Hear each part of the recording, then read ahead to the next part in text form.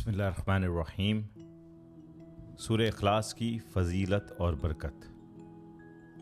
हज़रत आयशा सिद्दीक़ा रज़ियल्लाहु अन्हा से रिवायत है कि हुज़ूर नबी अकरम सल्लल्लाहु अलैहि वसल्लम ने एक आदमी को फ़ौजी दस्ते का अमीर बनाकर भेजा, और जब वो अपने साथियों को नमाज पढ़ा था तो उसे सूरह इखलास पर ख़त्म करते।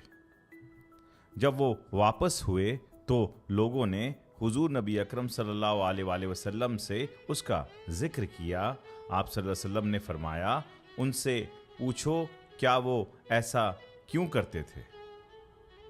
बस उन्होंने पूछा तो उसने जवाब दिया कि उसमें खुदाए रहमान की सिफत है, इसलिए मैं इस सूरत को पढ़ना पसंद करता हूँ। चुनांचा हुजूर नबी अकरम सल्लल्लाहु अलैहि वसल्लम ने फरमाया, उसे बता दो कि अल्लाह ताला उससे मोहब्बत करता है। और बुखारी की एक रिवायत में है कि आप सल्लल्लाहु अलैहि वसल्लम ने फरमाया, तेरी यही मोहब्बत तुझे जन्नत में ले जाएगी। इस हदीस को इमाम बुखारी ने अपनी सही में लाया है, इमाम मुस्लिम ने भी अपनी इसे सही में लाया है, नसाई ने सुनन में लाया है और सुनन कुबरा में लाया, बैहकी ने शोबल ईमान में लाया है। और हुजूर सैयदी शेखुल इस्लाम अद-दक्तूर प्रोफेसर डॉक्टर मोहम्मद ताहिरुल क़ादरी मददल्लु ने इसे अल इरफान फी फ़ज़ाइल व आदाबिल कुरान में लाया। हदीस का नंबर है 45। अब आइए 48 है। अब आइए हदीस से हासिल होने वाले चंद निकात की तरफ चलते हैं। रावी इस हदीस के हज़रत आयशा सिद्दीक़ा रज़ियल्लाहु अन्हा हैं, जो तकरीबन 9000 सहाबी और ताबई की उस्ताज़ा हैं।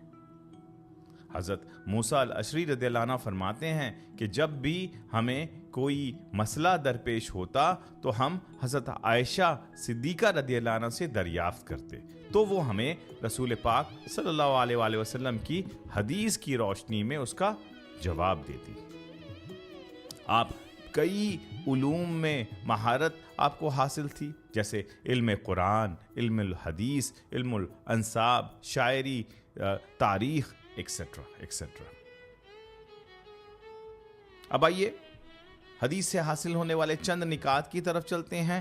पहली बात तो हदीस पाक में रसूल पाक सल्लल्लाहु अलैहि वसल्लम की जंगी मरहलों में लोगों को भेजना। एक दस्ते को रवाना किया और दस्ते के ऊपर एक कमांडर अपॉइंट किया।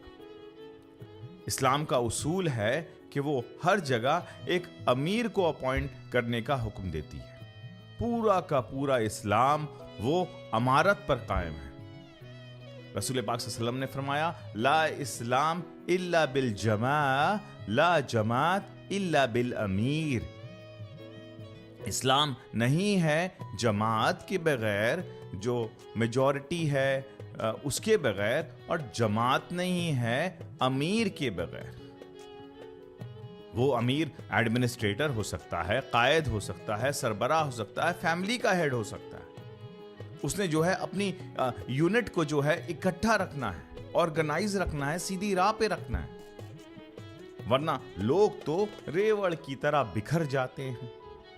कभी एक रील ने किसी को गुमराह कर दिया, कभी फैमिली मेंबर्स ने कुछ कहा तो गुमराह हो गए, कभी इसने कहा कभी उसने कहा, बस दुनिया जो है वो गुमराह, हर तरफ से गुमराही का जो सामान है वो दरपेश है।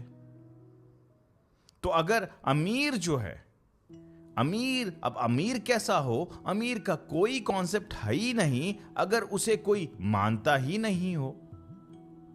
लिहाजा रसूल पाक सल्लल्लाहु अलैहि वसल्लम ने एक उसूल वज़ा कर दिया और इंसानियत को अता कर दिया।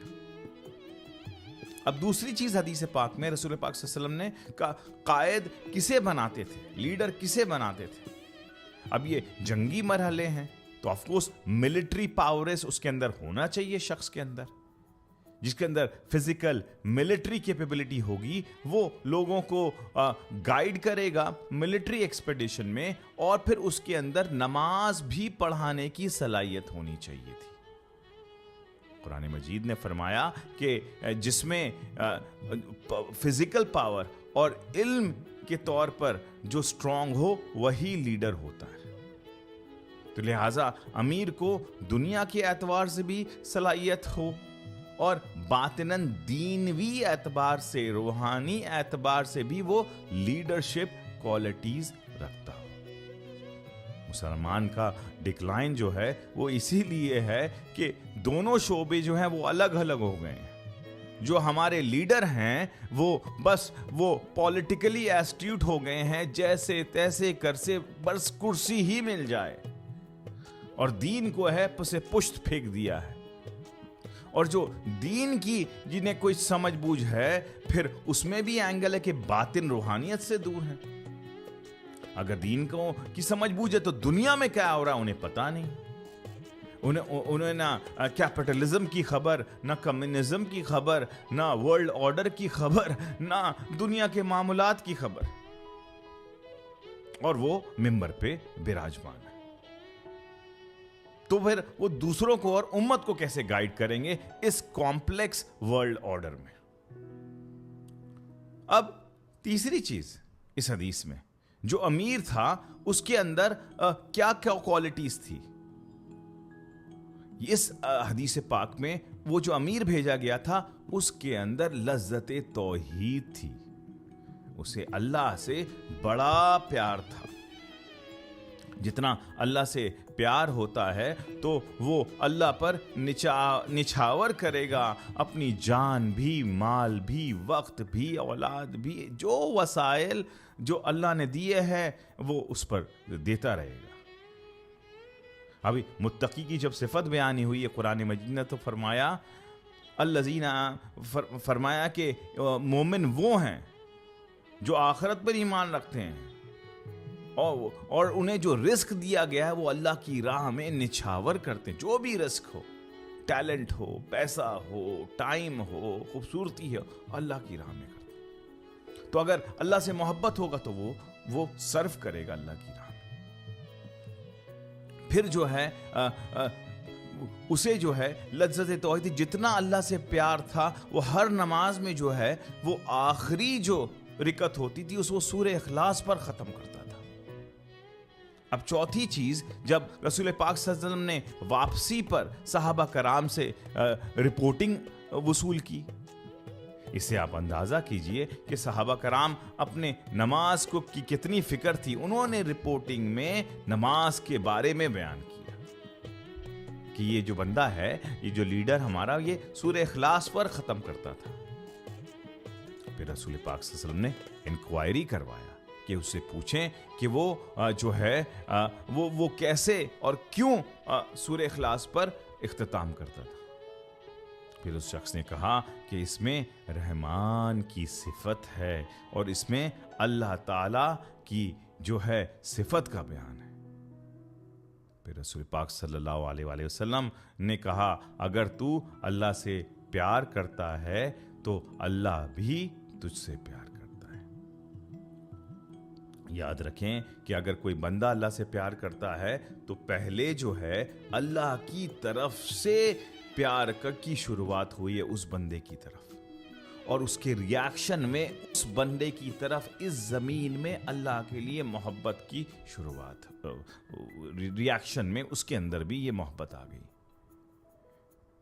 پھر رسول پاک صلی اللہ علیہ وسلم نے کہا کہ اے شخص، یہ جو سورہ اخلاص سے تجھے محبت ہے وہ تجھے جنت میں داخل کر دے. بزرگوں نے کہا کہ جو اندر کی خلاصی چاہے اس کو لازم ہے کہ وہ سورہ اخلاص کو پکڑ لے. اب اس کے لیے وظیفہ بھی ہماری سامعین جو ہیں وہ ڈیلی بیسس پہ آپ سٹارٹ کر سکتے ہیں. سمپل ہے وظیفہ، آگے پیچھے 3 بار درود پاک پڑھ لیں اور یا تو 11 بار سورہ اخلاص پڑھیں ڈیلی، یا تو 50 بار یا تو 100 بار، آپ کی استطاعت اور وقت کے اس میں، اور اسے 1 مہینہ فالو کریں یا پھر 2 مہینہ، اور آپ اپنے اندر اخلاصیت کی، پیورٹی کی، سکون کی، ٹھنڈک کی جو ہے وہ ایک ریاکشن اور تبدیلی محسوس کریں گے انشاءاللہ. اللہ رب العزت کی بارگاہ میں دعا ہے کہ اللہ تعالیٰ ہمیں بھی قرآن مجید کی 112واں سورت سورہ اخلاص سے محبت کرنے کی توفیق عطا فرمائے. آمین بجاہ سید المرسلین.